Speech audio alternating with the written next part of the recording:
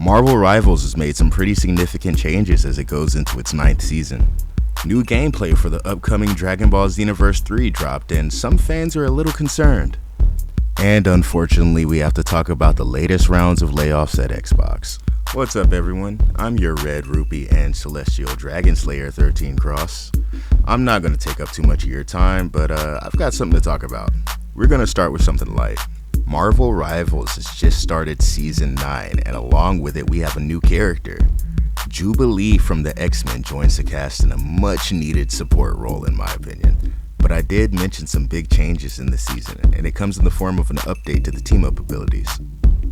Before, in order to use a team-up ability, there had to be 2 players on the team actively using characters with that listed team-up.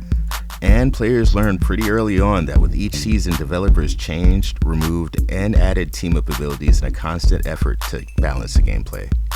Now, with the new update to team-up abilities, every character has access to team-up abilities without the need for the corresponding character to be on the field.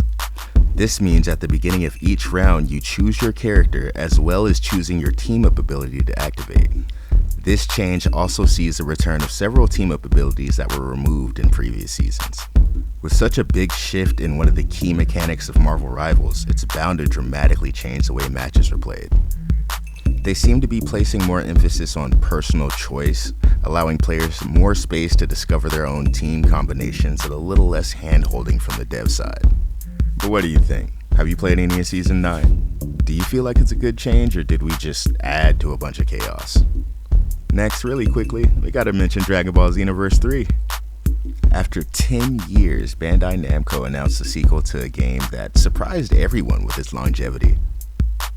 While Dragon Ball Xenoverse 2 is dropping its final DLC this month, we also got an extended look at the gameplay of Xenoverse 3, and a certain detail has got some fans a little worried about the fate of character transformations.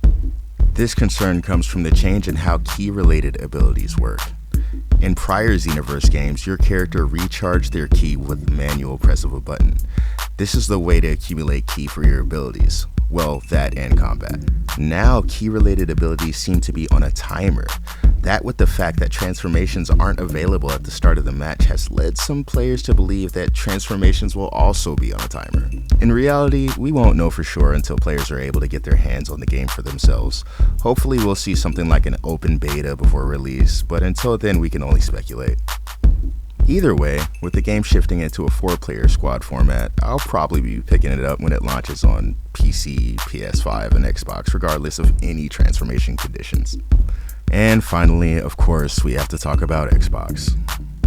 This past week, Microsoft announced that they were laying off 4,800 employees, with 1,600 of those employees coming directly from the Xbox division and their acquired studios. Some of the studios they're letting go of are Double Fine and Compulsion Games, which are both going independent, as well as Ninja Theory, Arcane, and Undead Labs, which are all being sold. Remaining studios like id, Bethesda, Blizzard, and others all saw massive cuts to their workforces as well, which is causing some concern that certain projects in development by these studios might be in jeopardy. This move comes as Microsoft's announced efforts to reset Xbox as a company to better position itself against competition. According to Xbox CEO Asha Sharma, this is in response to not only Xbox underperforming not only in regard to competition, but also not coming anywhere close to goals the company set for itself. That, as well as our current hardware crisis that's facing almost all of tech at the moment and likely for the foreseeable future. With that said, not only has Xbox already laid off 1,600 employees, but they've announced a plan to lay off another 1,600 by next summer. These latest moves have begun to shift the conversation around Xbox's new CEO, Asha Sharma, as her first initial changes were highly praised by Xbox and the wider gaming community. But now, with the recent cuts, closures, and the news that Asha Sharma will serve as the co-lead of the U.S. Federal Reserve's Productivity and Jobs Task Force, concern around Xbox's new leadership is beginning to grow.